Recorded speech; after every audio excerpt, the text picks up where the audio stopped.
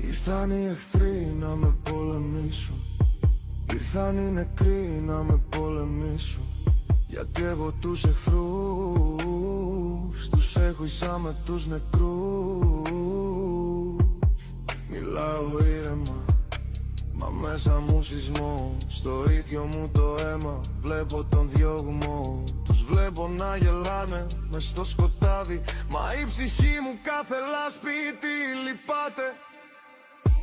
Ίσα με τους νεκρούς τους έχω στην καρδιά μου. Ό,τι μου κάναν ζει μονάχα στα όνειρά μου. Συγχωρεμένος πάντα και στην κρίση του Θεού για πάντα.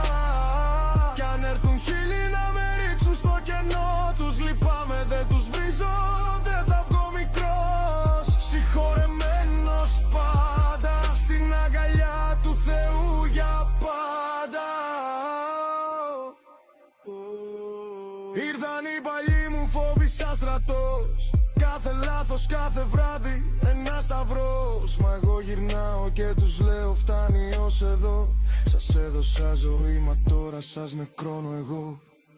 Βλέπω τις μορφές τους πάνω στον τοίχο, κάθε προδοσία άλλο ένα στίχο. Τους βάζω όλους σε μια πρόταση μικρή. Σας συγχωρώ, μα είστε πια νεκροί. Ίσα με τους νεκρούς τους έχω στην καρδιά μου. Ό,τι μου κάναν ζει μονάχα στα όνειρά μου. Συγχωρεμένος πάντα και στην κρίση του Θεού για πάντα.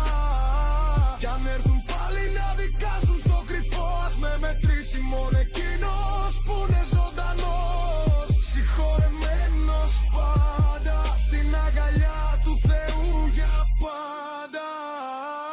Δεν ζητάω εκδίκηση, δεν θέλω να με βαραίνει μνήμη σαν παλιά καρδιά. Κι αν με επιστρέψουν πάλι σ' ό,τι έχω πληγώσει, ας είναι η χάρη του Θεού αυτό που θα με σώσει.